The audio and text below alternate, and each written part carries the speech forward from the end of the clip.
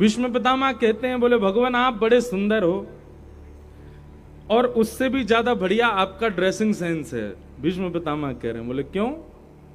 बोले आपका वर्ण कैसा है? बोले त्रिभुवन कमनम तमाल वर्णम। आप तमाल वर्ण के हो, आप कारे कारे हो, लेकिन उस पर भी आप ये पोशाक कैसी पहन के आते हो? बोले रवि कर गौर वराम वरम दधाने। रवि यानी कि सूर्य को भी एक प्रकार से लज्जा हो जाए, ऐसी पीरी पीरी पीतांबरी पहन करके ठाकुर जी नंद भवन से आते हैं। वेणु गीत में गोपियां कहती हैं कि नंद भवन से जब ठाकुर जी बाहर आते हैं तो सूर्य भी अपने आप को बादलों की ओट में छुपा लेता है। क्यों? इतने सुंदर ठाकुर जी पीतांबरी पहन करके एक सूर्य पृथ्वी पर घूम रहा है, तो मेरी क्या आवश्यकता है? आज निश्चित ही इतनी सारी पीतांबरी यहां पहन करके सब लोग आए हैं, तो इतने सारे श्री कृष्ण ही आए हैं अपना नंदोत्सव मनाने। एक बात हमेशा याद रखिएगा, कभी भी हमारे गुरुदेव ने आज्ञा की थी, कभी भी सोफा पे, बेड पर, तकिया पर कभी पीले वर्ण का कभी चद्दर बिछा के सोना नहीं चाहिए। क्यों? पीत वर्ण जो है ये ठाकुर जी का स्वरूप है। अरे महाभारत में वर्णन आता है कि श्री युधिष्ठिर जी महाराज का नियम था, वो जहां भी पीत वर्ण दिखते थे दंडवत प्रणाम करते थे। कोई भी हो, पीला कोई दिख जाए उसको तुरंत प्रणाम करते थे। क्यों? बोले साक्षात कन्हैया है हमारो। एक बार कौरवों ने, बाल्यकाल की बात है, कौरवों ने गधा को पीले कपड़ा पहना करके, पीले वस्त्र में ढक करके और युधिष्ठिर के मार्ग में छोड़ दिया। भैया बोलो मत, सब लोगों से बोल दो, यहां बोले नहीं कोई भी। तो कौरवों ने पीले वस्त्र में ढक करके गधा को छोड़ दिया। युधिष्ठिर जी महाराज भ्रमण करते करते गए और अपने नियम के अनुसार पीत देखते ही उन्होंने प्रणाम किया। कौरव सब हंसी उड़ाने लगे, देखो देखो गधा को प्रणाम कर रहा है। युधिष्ठिर जी महाराज बोले गधा नहीं है, मेरे लिए श्याम सुंदर हैं ये। कौरव बोले हमने ही तो गधा को पीले कपड़ा पहना के खड़ा किया है, तुम कैसे कह सकते हो कि श्याम सुंदर है? बोले मेरा विश्वास कहता है कि श्याम सुंदर है, और नहीं तो तुम देख लो। जैसे ही गधा के ऊपर से पीत वस्त्र हटाया तो गधा की आकृति दिख रही थी बाहर से, लेकिन जैसे पीत वस्त्र हटाया तो गधा तो अंतर ध्यान होगा, एक जैसे घुटमुन बालक खड़ा होता है ना, घुटमुन चलता है, ऐसे ठाकुर जी वहां पर खड़े हुए, ठाकुर जी प्रकट हो गए। कहने की बात है, पर पीत में, पीतांबरी में ठाकुर जी का वास है। अगर कभी आपको कहीं मंदिर जाने का अवसर ना मिले, कभी आपको ठाकुर जी के दर्शन करने का अवसर ना मिले, वृंदावन की बहुत याद आवे, वादना पीरो ही पहन के घूमो और यूं ही विचार करो कि श्री ठाकुर जी आपके अंग से लगे हुए हैं। ये ठाकुर जी को स्वरूप है। तो आज आप सब लोगों का जो स्वरूप है उससे ही पता चल रहा है कि आज नंदोत्सव होने वाला है। मैं कथाओं में कहा करता हूं कि हमारी बाह्य आवरण से हमारी स्थिति पता चल जाए, इसको भक्त लक्षण कहते हैं।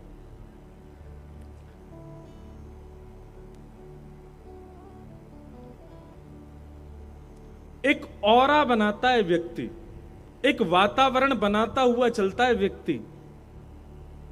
भक्त का वातावरण कैसा होना चाहिए? उस भक्त की उपस्थिति से आसपास वालों के चित्त में भी कृष्ण भक्ति प्रकट हो जाए, तब समझो कि वो भक्त है। मीराबाई बहुत सुंदर थी, इतनी सुंदर थी कि महाराज कोटि कोटि नवरत्नों को भी वार दिया जाए मीराबाई पर तो भी कम पड़े, इतनी सुंदर थी मीराबाई। पर मीराबाई का स्वरूप सौंदर्य कैसा था? सामान्य संसार का स्वरूप सौंदर्य ऐसा होता है कि वो देखने वाले के चित्त में भावना प्रकट करता है, देखने वाले के चित्त में वासना प्रकट करता है, देखने वाले के चित्त में कामना प्रकट करता है। पर मीराबाई का स्वरूप कैसा था? इतनी सुंदर थी कि मीराबाई को देख करके यदि किसी के चित्त में काम भी होता था ना, तो काम मर और जाता था, प्रकट तो बहुत दूर की बात है। मीराबाई का जब ब्याह हो गया तो जहां ससुराल था मीराबाई का, वहां संतों की भीड़ लगने लग गई। तो आपके पतिदेव ने जाकर के संतों से पूछा कि आप लोगों को ऐसा मीराबाई में क्या दिखता है कि आप देखने के लिए चले आते हो। तब सब लोग कहते, बोले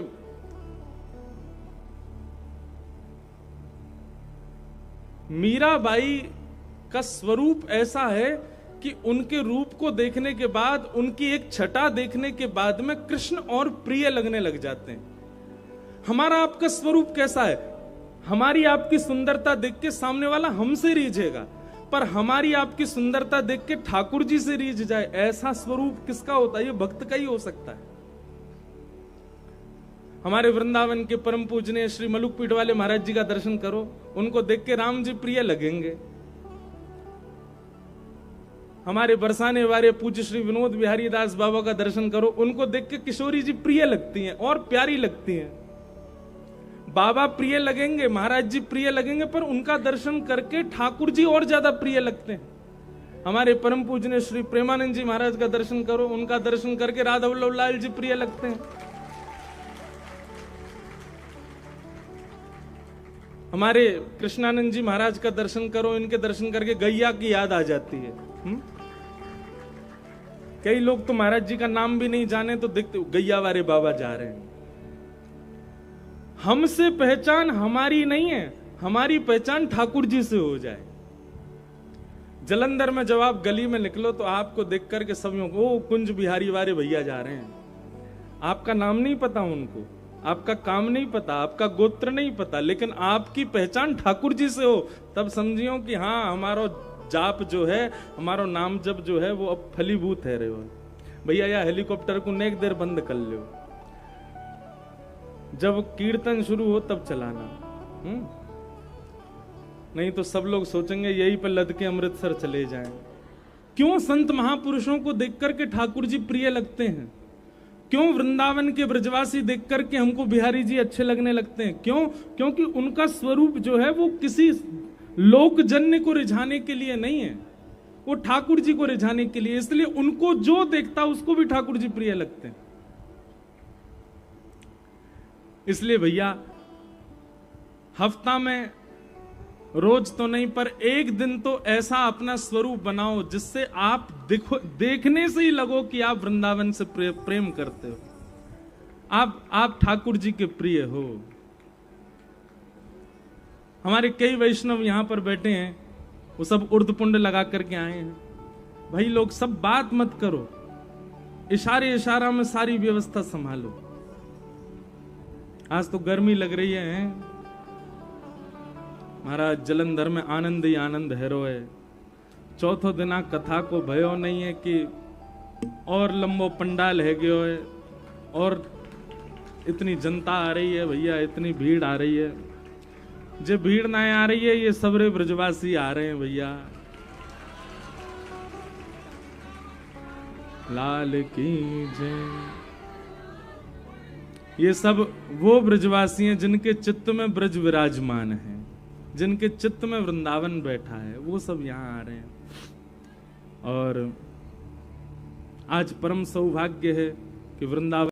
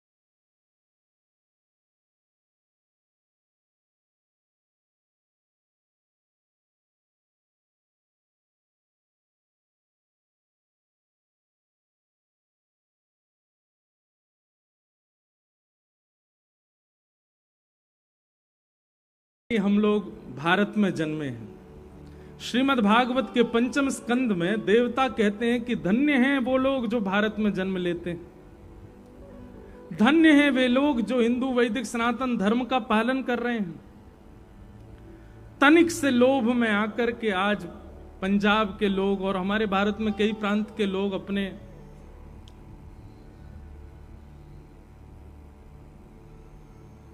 स्वरूप को परिवर्तित कर रहे हैं, ये अच्छी बात नहीं है। तो एक हो जाओ, सबका सम्मान करो, सबसे प्रेम करो, पर इसका मतलब ये थोड़ी कि अपने घर में आग लगा के दूसरे के घर में चले जाओ। इसका मतलब ये थोड़ी है। आप तो सब किसी एक का कैसे होगा? मान लीजिए कि आपने धर्म परिवर्तन कर लिया और उसके बाद में मृत्यु के बाद में गति तो मिलती है, तो गति मिलने पर भी संकोच होगा सोचने वाले को, क्यों? बोले इसको कहां भेजें? क्यों? जन्म से तो ये कहीं और का है और अभी कर्म से कहीं और का बन गया है। वहां पर भी असमंजसी बनी रहेगी और असमंजस के कारण कोई गति नहीं मिल पाएगी। अरे कहां तक कहें, देवता भी ये सोचेंगे ये इंसानों में वहां पृथ्वी पर जाकर के भी एक का नहीं रह पाया, तो यहां आकर के एक का कैसे रहेगा?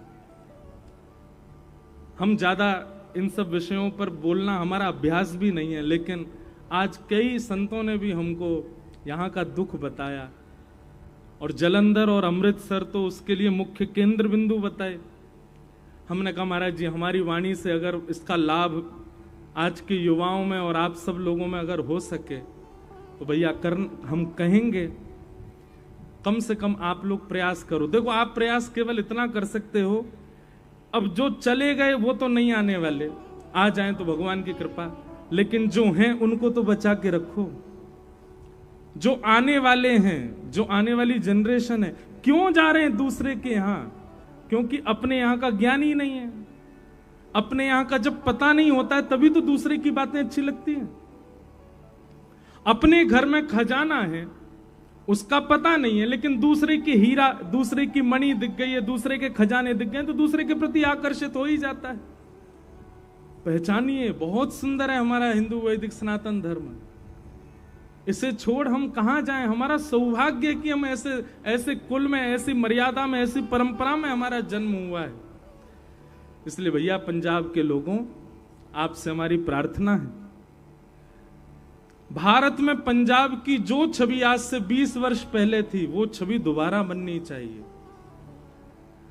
आप लोगों के सामने हम कह तो रहे हमको कष्ट हो रहा है, पर अब छवि उतनी सुंदर नहीं रह गई है।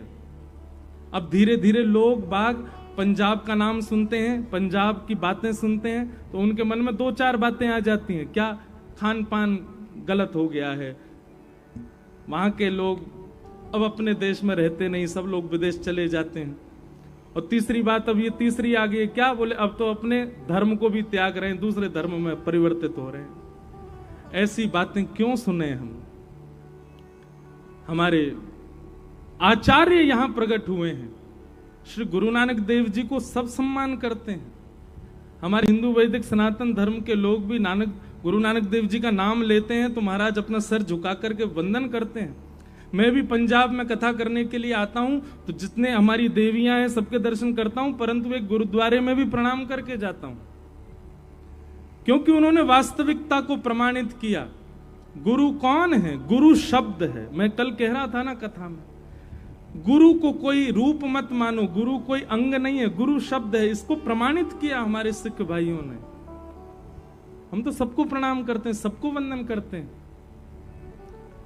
इसलिए भैया ये एक पहल जैसी है कि मंगलवार को आप सब लोग इकट्ठे होइएगा और वहां पाठ करेंगे हम लोग हनुमान चालीसा का। हर मंगलवार आप लोगों को इकट्ठा होकर के करना है, कम से कम इसी से ही सही हमारी आगामी पीढ़ी और जो बचे हुए हिंदू हैं उन लोगों में तो ये भावना जगे कि हमारा हिंदू वैदिक सनातन धर्म कितना शुद्ध है, कितना पवित्र है। हनुमान चालीसा कितने लोगों को याद है? हाथ ऊपर करो। देखो सबको याद है, सबको याद है हनुमान चालीसा। चलो मंगलवार को एक टेस्ट ले लें हम, नहीं हनुमान चालीसा नहीं सुनेंगे। श्री गुरु चरण सरोज रज निजमन मुकुर सुधार, वरणो रघुवर विमल यश जो दायक फलचार।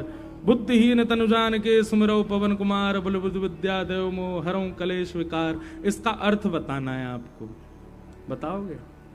काहे को हंस गए? इतने दिनों से पाठ करते आ रहे हो तो इसका अर्थ क्यों नहीं? आपके अंदर जिज्ञासा ही नहीं उठ रही है अपने धर्म को पहचानने की। हम रट्टू तोता की तरह रट ले रहे हैं बस बातों को। सत्य बता रहे हैं। आप केवल हनुमान चालीसा की व्याख्या, उसका अर्थ, उसका भाव हिंदी अनुवाद मत पढ़िएगा। हिंदी अनुवाद में तो यथार्थ लिखा होगा, जो है वो वैसा। किसी गुरु मुख से सुनिएगा, आपको इतना प्रेम हो जाएगा हनुमान जी महाराज से। ऐसे ऐसे अर्थ, ऐसे ऐसे भाव हैं वहां पर। श्री गुरु चरण सरोज रज निज मन मुकुर सुधार, वर्णौ रघुवर विमल यश जो दायक फलचार। बुद्धिहीन तनु जान के सुमिरौ पवन कुमार, बल बुद्धि विद्या देहु मोहे हरहु कलेश विकार। गोस्वामी जी क्या लिख रहे हैं? श्री गुरु चरण सरोज रज निजमन मुकुर सुधार। मैंने गुरुजनों की चरण रज से अपनी मन बुद्धि को थोड़ा सुधारने का प्रयास किया है, और उससे मैं क्या कर रहा हूं? गुरु चरण रज की कृपा से ही। वर्णौ रघुवर विमल यश, ये मेरा यश नहीं है, ये मैं नहीं लिख रहा हूं। रघुनाथ जी का यश मैंने गुरु कृपा से लिखा है। कौन कह रहे हैं? गोस्वामी तुलसीदास जी लिख रहे हैं। वर्णो रघुवर विमल यश, कैसा यश लिखा मैंने रघुनाथ जी का? जो दायक फल चार, 4 प्रकार के फल देने वाला राम जी का यश लिखा। कौन कौन से फल है बताओ? धर्म, अर्थ, काम और मोक्ष। इनको क्या कहते हैं? चतुर्विध पुरुषार्थ। क्या कहते हैं? चतुर्विध पुरुषार्थ। राम जी का यश सुनने से चारों प्राप्त होते हैं। बुद्धिहीन तनु जान के सुमिरो पवन कुमार। हे हनुमान जी महाराज, हम तो आपके एक नादान बालक जैसे हैं। हमारी इतनी सामर्थ्य नहीं कि हम बहुत ज्ञानी हो, हम बहुत योग्य हो। हम तो नादान बालक हैं, हम तो छोटे बालक हैं। दो बालक होते हैं माँ के, एक बड़ा एक छोटा। माँ जब बाजार जाती है तो बताओ बड़े को लेके जाती है कि छोटे को? छोटे को क्यों ले जाती है? क्योंकि छोटा नादान है। बड़े को छोड़ जाती है कि तू घर संभाल लेगा। तो हम कौन से बालक हैं? हम छोटे बालक हैं। बुद्धिहीन तनु जान के सुमिरो पवन कुमार। हे हनुमान जी महाराज, मुझे क्या प्रदान करो? बल बुद्धि विद्या देहु मोहे हरहु कलेश विकार। मेरे बुद्धि में जितनी भी जड़ता है सबका हरण कर लो हे हनुमान जी महाराज। मुझे बल दो, मुझे बुद्धि दो, मुझे विवेक प्रदान करो, सही गलत की पहचान मुझे मिले। आप अर्थ सहित हनुमान चालीसा पढ़ेंगे ना, हर दिन आपका मंगल होगा। लेकिन हम लोग पढ़ते कैसे? जयमान लोग जाकर राम महावीर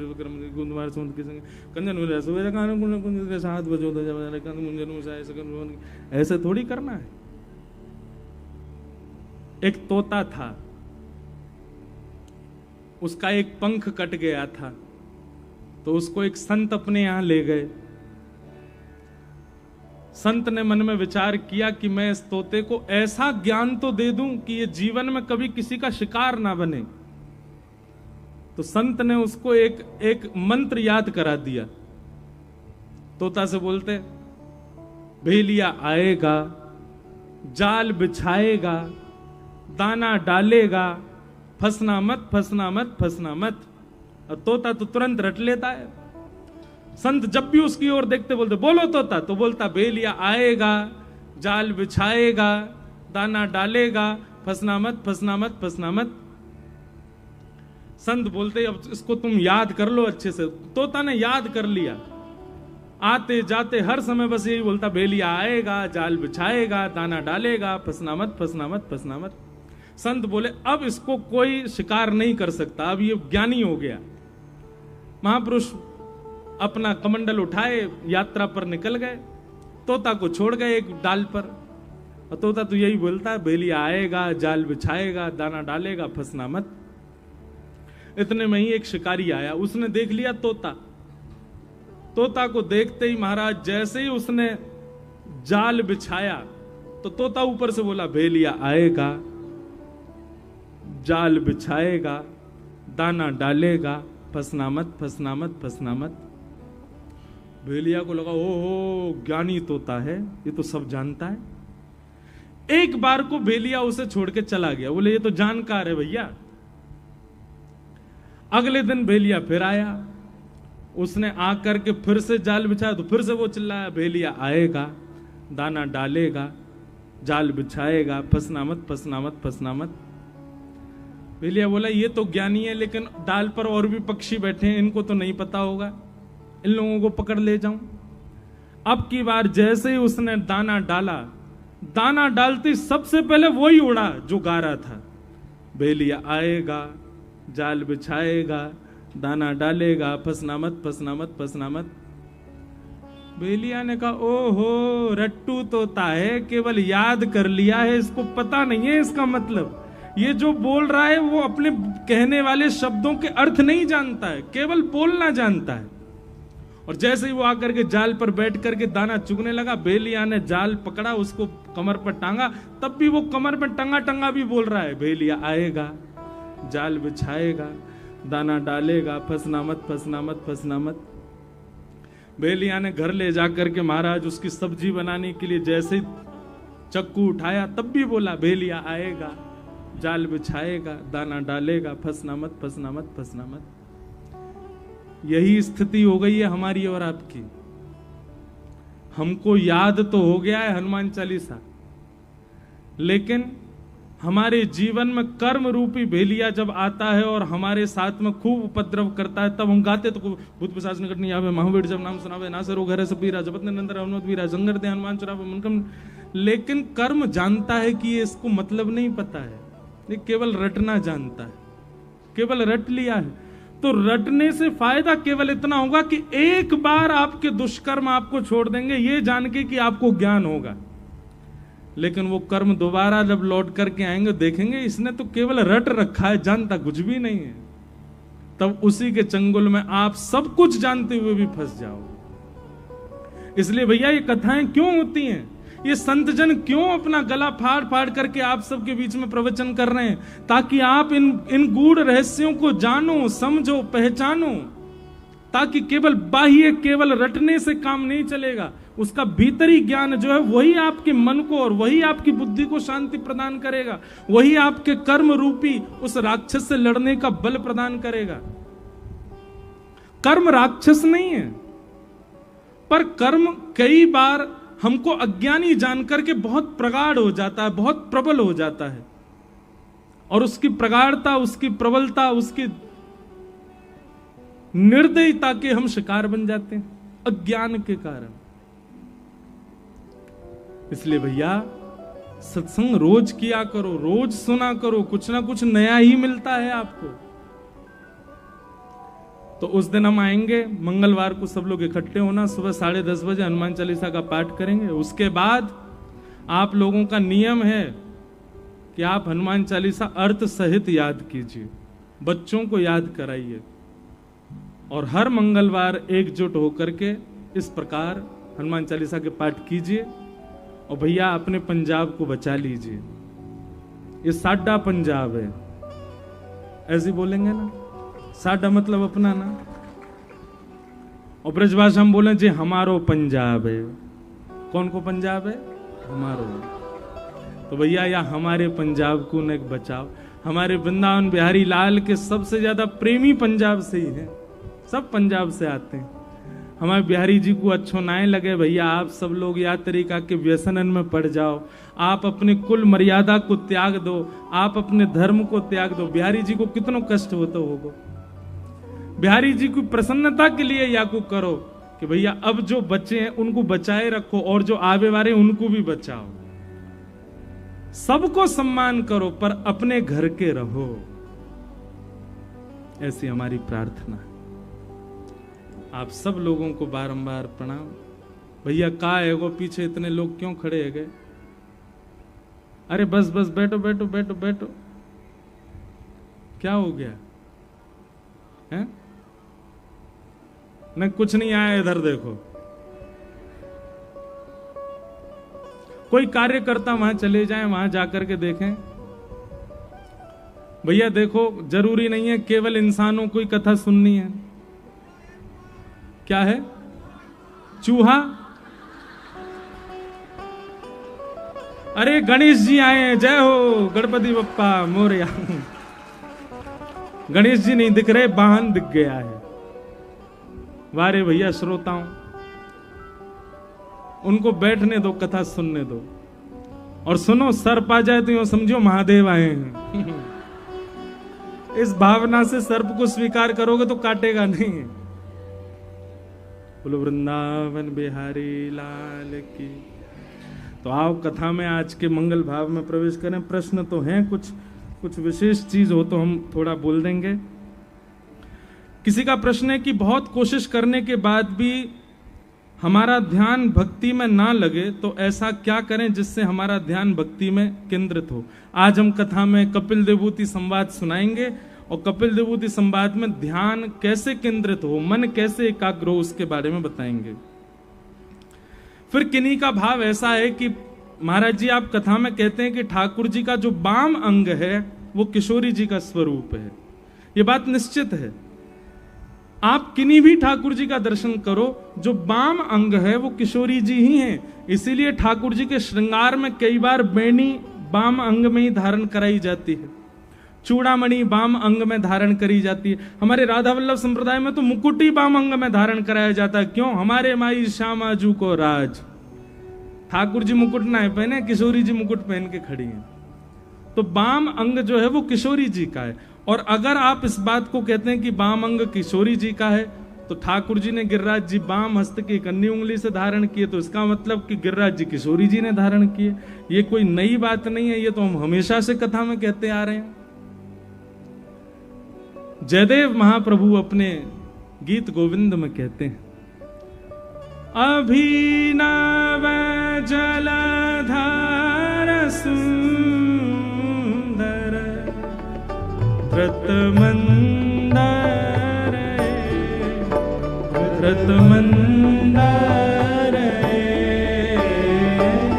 श्रीमुख चंद्र चकोर जय जय देव हरे। श्रीमुख चंद्र चकोर जय जय देव हरे। आप में से कितने लोगों को ये स्तुति याद है? हाथ ऊपर करना। भैया हमारी बात सुनो। ये हमारे भारत में एक बहुत अच्छे कवि हुए जिनका नाम था जयदेव महाप्रभु। क्या नाम था? जयदेव महाप्रभु ने श्री जगन्नाथ भगवान को प्रसन्न करने के लिए गीत गोविंद नाम का एक ग्रंथ लिखा, जिसमें बहुत सारी अष्टपदियां हैं। उनमें से एक अष्टपदी ये है, सबसे सरल है इसलिए इसको हम गाते हैं। और भी कठिन कठिन कई अष्टपदियां हैं। लो भैया, जगन्नाथ भगवान आ गए। बोलो जगन्नाथ महाप्रभु के। हम यहाँ 25 को कथा विश्राम कर रहे हैं, और 25 को कथा विश्राम करके रात में हम चले जाएंगे हिसार। हरियाणा के हिसार में 26, 27, 28 और 29 4 दिन का जगन्नाथ रसामृत कथा का प्रवचन है। वहां हिसार में श्री जगन्नाथ जी की लीला और जगन्नाथ जी की कथा वहां सुनाई जाएगी 4 दिन के लिए। हिसार के जितने वैष्णव हैं वहां जो कथा सुनने वाले हैं, उन सब को ये अष्टपदियां याद है। इस अष्टपदी का भाव क्या है ये सुनो, फिर गाएंगे। भक्तमाल जी में श्री नाभा गोस्वामी जी जयदेव महाप्रभु का चरित्र लिखते हुए कहते हैं, और जिनको और विस्तार से सुनना हो 26 तारीख वाली कथा जरूर सुनना, उसमें हम जयदेव महाप्रभु का प्रसंग विस्तार से सुनाएंगे। तो श्री जयदेव महाप्रभु जो थे, इन्होंने जब अष्टपदी गीत गोविंद की लिखी, जगन्नाथ महाप्रभु इतने प्रसन्न हो गए, इतने प्रसन्न हो गए, इतने प्रसन्न हो गए इनसे कि इस अष्टपदी में तो महाप्रभु जी ने भी 2 पंक्तियां अपने हाथ से लिखी हैं, जगन्नाथ भगवान ने। जैसे कि जयदेव महाप्रभु तो गा रहे हैं, अभिनव जलधर सुंदर धृत मंदर श्री मुख चंद्र चकोर, और आगे वे लिखना चाहते हैं जय जगदीश हरे। परंतु इस पद को सुनकर के जगन्नाथ महाप्रभु इतने प्रसन्न हो गए, उन्होंने जय जगदीश हरे मिटा करके सब जगह लिख दिया जय जय देव हरे। जिन जयदेव जी ने ये लिखा है उनकी जय जय हो, क्योंकि उन्होंने हमारे रहस्य को लिख दिया। जयदेव महाप्रभु कहते हैं, बोले नाथ, जब इंद्र ने मेघमालाओं को आज्ञा की और गड़गड़ करके काले बादलों ने आकाश को घेर लिया, तब आपने धृत मंदर आपने एक पर्वत को उठाया। पर कैसे उठाया? बोले श्री मुख चंद्र चकोर जय जय देव हरि। हमारे पीछे श्रीनाथ जी दिख रहे हैं आपको? ये गिरधरधारी स्वरूप है ठाकुर जी का। नेत्र कहां है ठाकुर जी के? नीचे ऐसे खड़े हैं ठाकुर जी।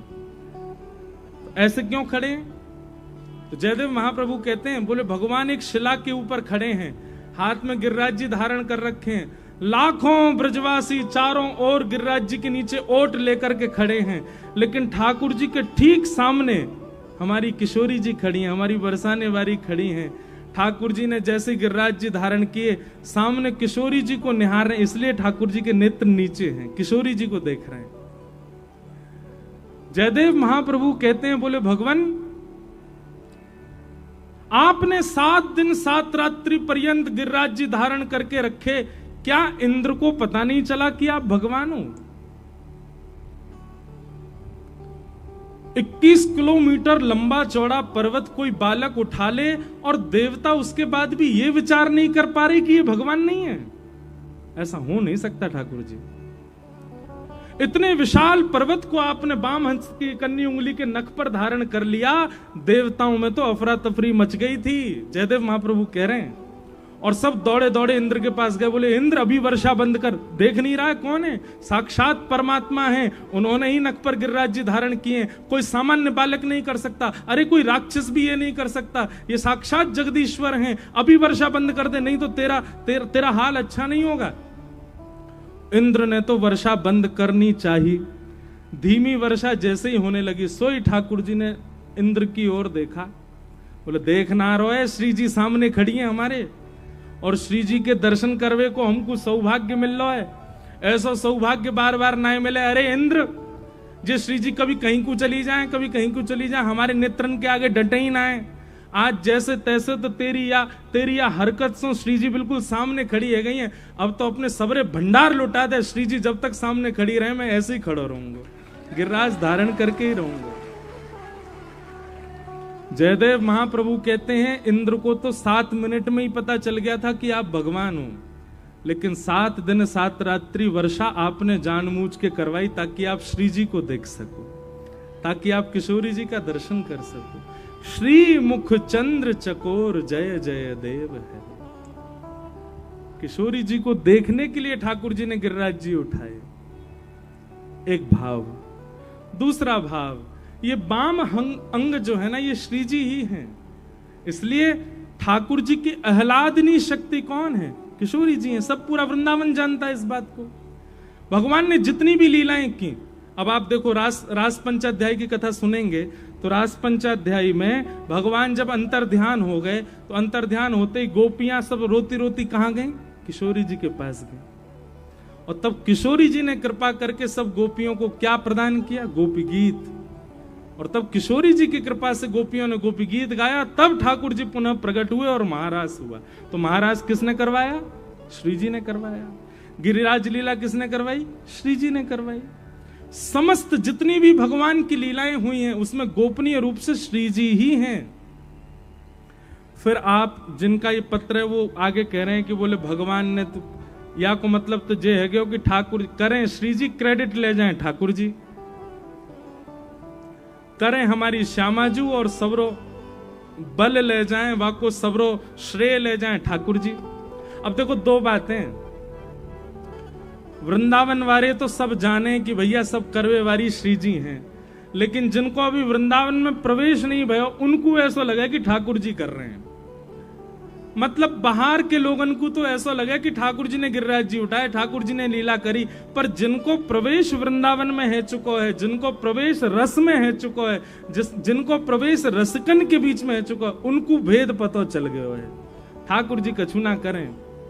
हमारे माई श्यामा जू को राज, हमारे माई श्यामा जू को राज, हमारे माई श्यामा जू को राज, हमारे माई श्यामा जू को राज। कैसी है श्यामा जू?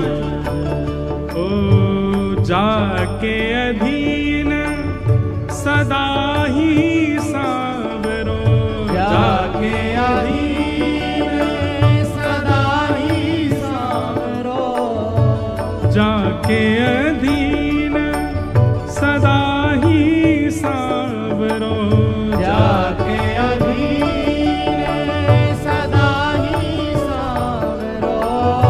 या ब्रज को सिरताज हो,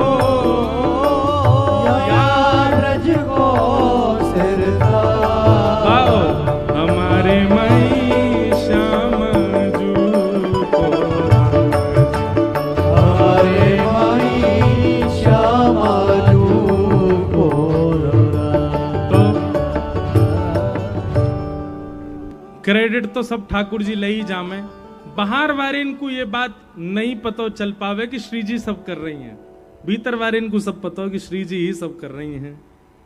अब जैसे बाहर वाले इनको यूं लगे प्रधानमंत्री सब काम कर रहे हैं, प्रधानमंत्री ये कर रहे हैं, प्रधानमंत्री की इच्छा से ये हो रहा है, लेकिन अंदर वालों को सब पता होता है प्रधानमंत्री के नीचे बहुत बड़ी टीम बैठी है जो सारे काम कर रही है। ऐसे ही बाहर वाले इनको ये बात लगे कि भैया ठाकुर जी कर रहे हैं, पर ठाकुर जी कछु ना कर रहे, ये तो केवल माल उड़ामे भोग लगामे, क्रेडिट लेते हैं ठाकुर जी, क्रिया तो सब किशोरी जी करती हैं, सेवा तो सारी श्री जी करें हमारी। एक व्यक्ति ने मुझसे प्रश्न किया कि हमारे वृंदावन में श्री जी का दर्शन क्यों नहीं? बिहारी जी में बिहारी जी बैठे हैं, बगल में गादी रूप में श्री जी बैठी हैं, राधा वल्लभ जी के बगल में भी गादी रूप में श्री जी बैठी हैं, राधा रमन जी में भी बगल में चूड़ामणि रूप में श्री जी बैठी हैं। श्री जी हैं कहाँ हैं? बोले भैया दर्शन देवे के काजे ठाकुर जी बैठा रखे, तुम बैठे रहो यहाँ, सबन को भीड़ को तुम संभालो। और जो खूब नाम जप कर रहे हैं, खूब रस में डूबे भये हैं, ऐसे वृंदावन में विचरण कर रहे संत जन, उनके पास घूम घूम करके सबकी सुध लेवे के काजे श्री जी गई भैया, या हमारे दर्शन ना आए रहे। श्री जी तो बाहर विचरण कर रही हैं, बाहर से ले करके सबन को वृंदावन आ रही हैं। वृंदावन में ऐसे ऐसे रसिक जन हैं जो कितने कितने दिनांशों भूखे बैठे हैं, उनको भोजन की सेवा देनो, कोई के शरीर में कोई रोग है गयो वाके रोग को निवृत्त करनो, कोई को जल की व्यवस्था करवानो, कोई के प्रेम में भाव प्रवृत्त करनो, इन सब भावंशों श्री जी तो भ्रमण करती रहे। ठाकुर जी एक जगह बैठा रखे, तुम बैठे रहो। एक भाव ये भी है कि श्री जी इसलिए दर्शन नहीं दे रही, वो भ्रमण करती रहती हैं, घूमती रहे में पूरे दिन। तो ऐसे भाव हैं। अब बाकियों को हम बाद में कभी कहेंगे, कथा क्रम कह लें। आज ठाकुर जी को जन्मोत्सव करना है, अभी तक तो परीक्षित को श्राप नहीं लगो, और ठाकुर जी को कथा, हमारी कथा ऐसी है भैया, हम बहुत पीछे रह जाते हैं कथा कहते कहते, भाव इतने आ जाते हैं। 1 महीना की कथा कराई एक बाबा ने नासिक में, बामऊ हम प्रहलाद चरित्र तक ही पहुंच पाए 30 दिना में, इतना आनंद आवे। और वहां में भी सब लोग यूं कहें कि ब्रज, आज भी मुंह पे आ गए, बोले कुम्मन दास जी को ने एक चरित्र सुनाए दो, कृष्णदास जी को चरित्र। अब इन भक्तन के चरित्र सुनामे तो फिर वहां में समय लग जाए, और फिर हमारा यूं है कि अधूरा नहीं सुनाए, पूरा पूरा सुनाए बढ़िया सो। फिर भी आओ आज के क्रम में प्रवेश करें। वेद व्यास जी महाराज ने भागवत की रचना की, सूक्ष्म में समझिएगा बातों को। एक तो कोई उठ के नहीं जाएगा आज नंदोत्सव से पहले, चाहे तुम्हें गर्मी लग रही हो, चाहे तुम्हें प्यास लग रही हो। हमारी स्थिति आपसे ज्यादा खराब है, पर फिर भी हम पूरे बैठ के कथा सुना रहे हैं। इसलिए आप लोग आज उठ के नहीं जाओगे, और फिर उठ के जाओगे तो कोई बात नहीं, चले जाइए, कहा कर सके हम, आप ही वंचित रह जाओगे। वेदव्यास जी ने भागवत की रचना की। जब वेदव्यास जी महाराज पहले ही 18 उप पुराण लिख चुके थे, 17 महापुराण लिख चुके थे, 4 वेद लिख चुके थे, महाभारत लिख चुके थे, तो फिर एक और भागवत ग्रंथ लिखने की आवश्यकता क्यों हुई? तब वर्णन करते हैं कि वेदव्यास जी ने अभी तक जितने भी ग्रंथ लिखे हैं ना, उन सब में धार्मिक व्यक्ति को संतोष हो जाता है उन ग्रंथों को पढ़ने से। बहुत ध्यान से सुनना। धर्म, अर्थ, काम और मोक्ष, इन 4 पुरुषार्थों को पाना जिनकी स्थिति है, उनके लिए तो वो सारे ग्रंथ बहुत अच्छे हैं। जिसको धर्म से लगाव है, जिसको अर्थ की कामना है, अर्थ माने धन, धर्म, अर्थ, जिसको बहुत सारी कामनाओं की पूर्ति करनी है, और जिसको मोक्ष की कामना है, ऐसे 4 प्रकार के लोगों के लिए बाकी के सारे ग्रंथ बड़े बड़े श्रेष्ठ हैं। पर जो पंचम पुरुषार्थ का अनुयायी है, उसके लिए वे काम नहीं आने वाले। पंचम पुरुषार्थ किसको कहते हैं? पंचम पुरुषार्थ कहते हैं प्रेम को। किसको कहते हैं? प्रेमी व्यक्ति कई बार धर्म की बाउंड्री में नहीं रह पाता। प्रेमी व्यक्ति कई बार अर्थ की स्थिति में नहीं होता। मीराबाई धनवान थी, पर फिर भी धन नहीं था। सूरदास जी धनवान थे, पर फिर भी धन नहीं था। किसी भी भक्त को आप उठा करके देख लो, धनवान एक भी नहीं मिलेगा आपको। क्यों? अर्थ है ही नहीं। प्रेमी व्यक्ति के पास में धर्म की आड़ में वो रह नहीं पाएगा, वो उससे परे हो जाता है। और कर्मा भाई, धर्म तो कहता है कि सुबह उठ करके स्नान ध्यान करके पवित्र अवस्था में भगवान की सेवा करो। और कर्मा क्या कर रही है? बिना नहाए धोए सुबह सुबह दातुन कर रही है, और ठाकुर जी खिचड़ी बना रही है। थाली भर के लाई खींचड़ो, ऊपर घी की बात की, जीमो म्हारा शाम घनी, जिमावे बेटी जाट की। और ठाकुर जी दौड़े दौड़े आते हैं कर्माबाई की वो खिचड़ी पावे के लिए। अब सबरी की भक्ति कैसी? अब यहां धर्म कहां है? ठाकुर जी को झूठा खिलाना चाहिए? नहीं। पर सबरी क्या कर रही है? बेर खाती है, चख के देखती है, अगर खट्टे होते हैं तो दूर फेंक देती है, मीठे होती है तो ठाकुर जी को दे दी, इसको पाओ। ठाकुर जी उसका झूठा पा लेते हैं। तो प्रेमी व्यक्ति जब हो जाता है ना, तो धर्म की कई बातों से ऊपर निकल जाता है। अर्थ की उसको इच्छा नहीं होती, धन की इच्छा नहीं होती प्रेमी व्यक्ति को। धर्म, अर्थ, और तीसरी बात काम, संसारी कामना तो होती नहीं है प्रेमी की। उसकी तो केवल एक ही कामना है कि बस ठाकुर जी हमसे रीझे रहे हैं, ठाकुर जी हमारे प्रसन्न रहे, ठाकुर जी हमारे राजी रहे। उसकी एक ही कामना है। तो ना तो वो धर्म से बंधा है, ना वो अर्थ में बंधा है, ना वो कामना में बंधा। और सबसे अंतिम बात, प्रेमी भक्त को मोक्ष की भी कामना नहीं है। हमारे वृंदावन जाओ, ब्रजवासियों से पूछो मुक्ति चाहिए, तो ब्रजवासी कहेंगे मुक्ति नौन सी खारी लागे भैया, हमें मुक्ति नहीं चाहिए, मुक्ति की कामना नहीं है।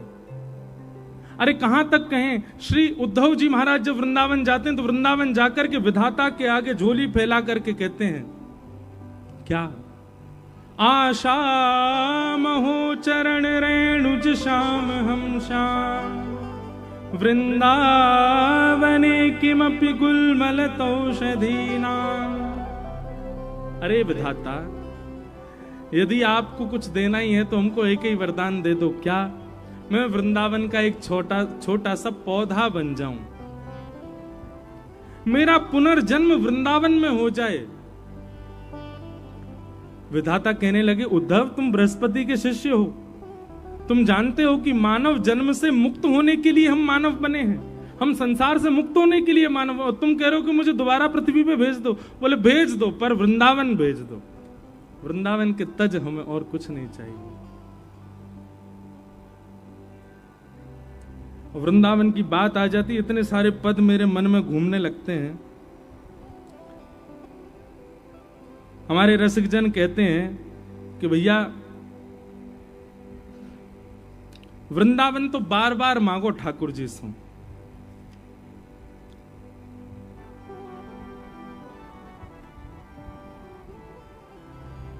श्री जी से भी यही वरदान मांगो कि हे श्री जी कृपा करो, हमें वृंदावन प्रदान करो। जय हो। अब पद बाद में गाएंगे।